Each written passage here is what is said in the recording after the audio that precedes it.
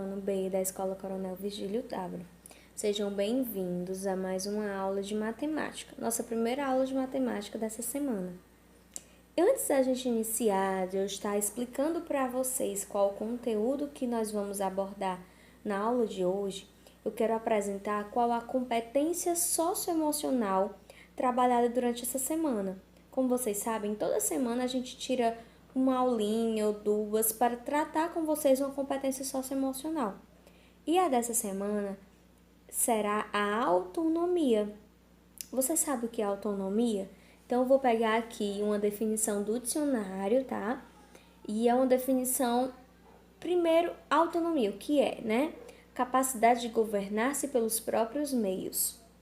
E pelo lado da filosofia, a autonomia, ela é a capacidade da vontade humana de se autodeterminar, segundo a legislação moral por ela mesma estabelecida, como se você criasse suas próprias leis, livre de qualquer fator estranho ou exógeno, como influência subjugante, tal como uma paixão ou inclinação afetiva incoercível. Gente, a autonomia é quando você tem a capacidade de organizar as suas ações e onde você faz as suas próprias escolhas diante das suas ações. É você ter autonomia. Então, você, estudante, você tem autonomia de escolher o melhor horário para você estudar, o melhor horário para você assistir TV, para você dormir. Então, quando você cria aquela sua rotina que eu venho pedindo há tempos para vocês fazerem a rotina de vocês e seguir à risca, isso é ter autonomia, como se você estivesse criando uma própria lei, uma lei que você criou para a sua vida, para você. Então, você que vai executar, ok? Então, a gente vai ver agora algumas dicas de autonomia para estudantes. Então, é bom vocês seguirem. Autonomia. Em grego, autonomia significa ditar leis para si mesmo. O estudante autônomo é aquele que se faz autor de sua própria vida acadêmica e para quem a universidade e os professores são mediadores. Trata-se de uma aptidão adquirida para gerir a própria vida de maneira livre e responsável, segundo princípios que levem em conta o bem comum. O estudante autônomo reflete criticamente e faz suas próprias escolhas com liberdade, pelas quais se torna responsável. Quem é autônomo faz para si mesmo aquilo que deseja para os outros e faz para os outros aquilo que deseja para si mesmo. E como posso me tornar uma pessoa autônoma? Se quero ser um estudante autônomo, posso começar refletindo sobre as seguintes questões. Costumo organizar meus próprios estudos de modo autônomo ou dependo totalmente do professor?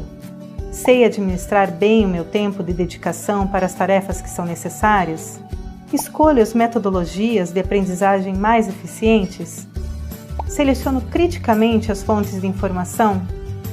Busco conhecimentos que vão além daquilo que é solicitado em sala de aula e permaneço constantemente atento às novidades e inovações de meu objeto de estudo? Além de um conhecimento técnico na minha própria especialidade, mantenho-me interessado pelos assuntos de cultura em geral, arte, filosofia, literatura, religião, política. Assumo posições próprias. Busco fazer transposição de conhecimentos e estratégias para diferentes contextos. Envolvo-me com a saudável política estudantil. Avalio e aprendo com meu próprio erro num processo de autorregulação que conduz à reflexão e a novos aprendizados. A autonomia não se trata de uma autossuficiência que anula a alteridade.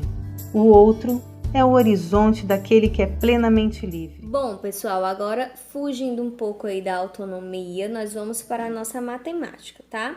Na matemática de hoje, dentro da temática de espaço e forma, nós iremos ver ampliação e redução de figuras. Vocês já ouviram falar sobre ampliação e redução de figuras geométricas, figuras planas? Você sabe o que é ampliar? Você sabe o que é reduzir? Então, tudo isso nós iremos aprender agora com um slide que eu preparei para vocês, com essas denominações, com as devidas explicações. Vamos lá. Então, pessoal, vamos lá. Aqui nós temos ampliação e redução de figuras, né? É o tema da nossa aula de hoje. Vamos entender direitinho o que é, né? Então, vamos entender primeiro o que é ampliação. Ampliação é o processo de aumentar alguma coisa, mantendo-se as mesmas características, isto é, a mesma forma. Quando ampliamos alguma coisa, uma figura geométrica, por exemplo, obtemos outra maior, com ângulos equivalentes e medida dos lados correspondentes proporcionais. Então, quando você faz uma ampliação de um objeto, ele tem que continuar com o mesmo padrão do objeto inicial, da figura inicial, tá?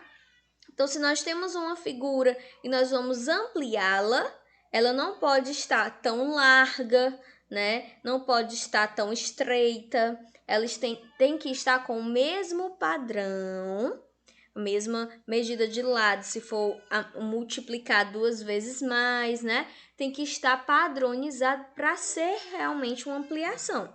Vamos ver esse exemplo. Veja que aqui nós temos um triângulo, né? Esse menorzinho. E esse daqui é uma ampliação, ou seja, aumentou de tamanho e continuou com o mesmo padrão. Veja que a figura ela é igual, só muda que essa é pequena e essa é grande, né? Então, vamos observar que ela permaneceu padronizada, por isso que é considerada aí ampliação. Continuando, exemplo de ampliação 2 vezes. Essa daqui está bem interessante, porque ela está, inclusive, catalogada por cores. Vamos observar primeiro a figura 1, tá? Veja que aqui, nesse lado, nós temos 2, né? Olhando para a malha quadriculada.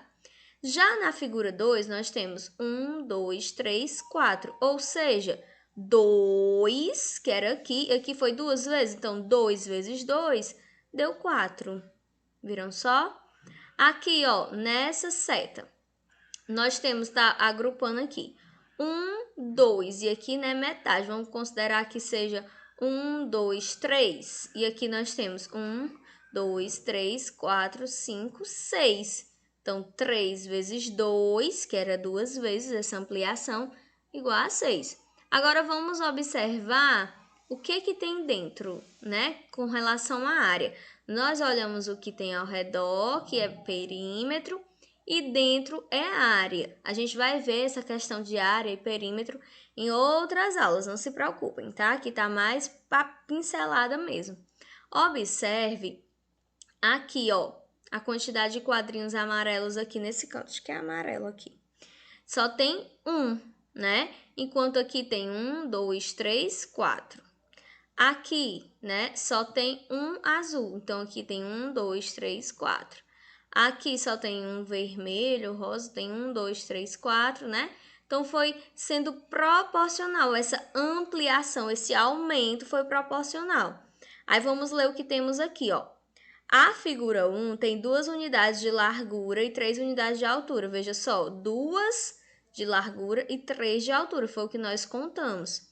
A figura 2 terá 4. Por quê? 4 aqui, Porque 2 vezes 2, é uma ampliação de 2 vezes.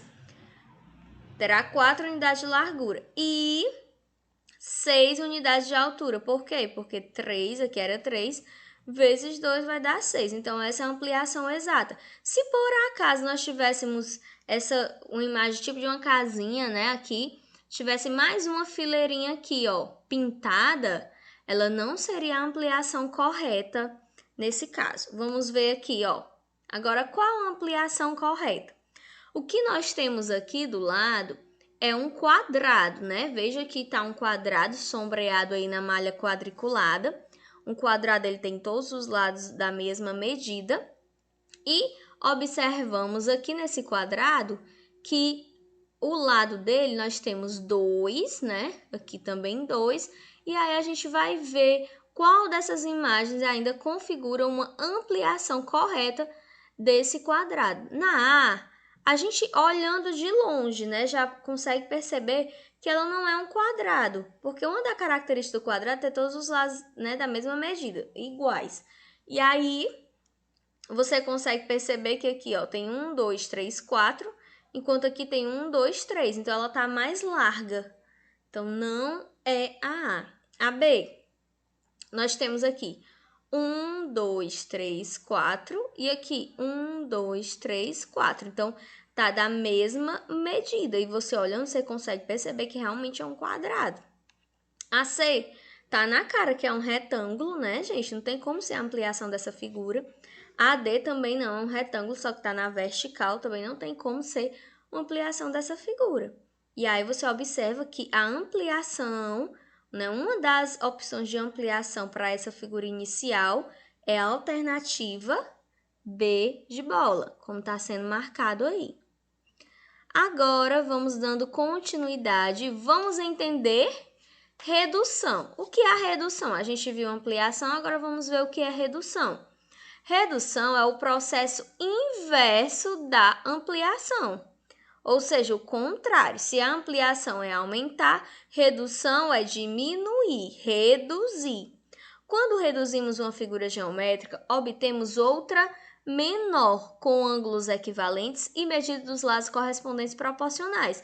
Mas, gente, é da mesma forma. A gente vai diminuir, mas não vai diminuir de qualquer forma, de qualquer jeito. Tem que ter coerência, tem que manter o mesmo padrão da figura inicial, tá? Então, veja aqui, ó, a figura 1, né? Parece uma seta, né? Ó, vamos ver o lado. 1, 2, 3, 4, 5, 6 aqui, né? E a figura 2, né? Ela é a mesma figura. Veja que está padronizada, não mudou, não ficou mais larga, não ficou mais estreita, né? Não ficou mais gordinha, mais magrinha, como a gente chama de maneira informal. E veja aqui, ó, 1, 2, 3. Então, ela foi reduzida corretamente. Figura 1, figura 2. Aqui é a figura original e ela foi reduzida, ok? Diminuída. Aqui outro exemplo, ampliação e redução. Aqui a gente já pode olhar para os dois lados, ampliação e redução, utilizando malha quadriculada. Ó, tenha como base essa primeira aqui, ok? Que é um quadrado, certo? Na figura 1, essa vermelha aqui a gente vê um quadrado. Que aqui no lado, a gente vai olhar primeiro para o lado, que é 1, 2, está ocupando duas unidades da malha quadriculada. E aqui também 1, 2. Na figura 2, só tem 1 e aqui só tem 1, então ela foi reduzida. E aí, aqui tem uma observação muito importante, a ampliação ou a redução, ela deve ocorrer nos dois sentidos, tanto horizontal quanto vertical, ou seja, tanto em pé quanto deitado. Então, vamos ver a figura por inteiro. Aqui, ó. 1, 2, 3, 4, 5, 6. Então, ela foi reduzida, ficou 1, 2, 3. Ela reduziu, a gente pegou esses 6 e dividiu por 2, no caso. Agora, aqui, ó, na vertical. 1, 2, 3, 4, 5, 6, 7, 8, 9, 10. Se a gente pegar esse 10 e dividir por 2, porque é a mesma quantidade que eu dividi aqui, vai dar 5. Então, vamos ver se aqui tem 5. 1, 2, 3, 4, 5. Então, ok. Realmente, essa figura 2, ela é a redução da figura 1. Assim como nós também podemos dizer que a figura 1, ela é a ampliação da figura 2, tá? E vice-versa. Vamos ver aqui agora essa perguntinha. Qual a redução correta? Nós estamos vendo essa imagem, que ela parece mais com um T, né, aí. E qual a redução correta para ela? Será que essa A aqui, ela está permanecendo com o mesmo formato dessa figura inicial? Será que a B também está com o mesmo formato? Essa C aqui tem o mesmo formato? Tem, porém ela está maior. Então, essa C, ela está mais com uma ampliação do que redução. E a questão está me pedindo, ó, redução. Então, o que vai ser? A D. Veja que a D ela foi diminuída tanto dentro, os quadrinhos dentro, né? Quanto fora. 1, 2, 3, 4, 5, 6. Ó, ficou só 1, 2, 3, né?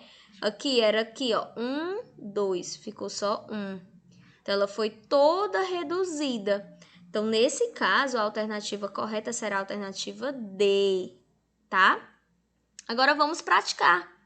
Vamos estudar, vamos para o momento da nossa atividade. Então, a atividade de hoje, ela será nesse livrinho, que está aqui a foto para vocês, no nosso livro didático PNLD, de matemática. As páginas serão páginas 93, 94 e 95, da primeira até a quinta questão, tá? Eu aguardo o retorno de vocês, me dando as fotos, né, me mandando as fotos da atividade realizada, para depois eu encaminhar para vocês a correção prontinha. Tchau, bons estudos!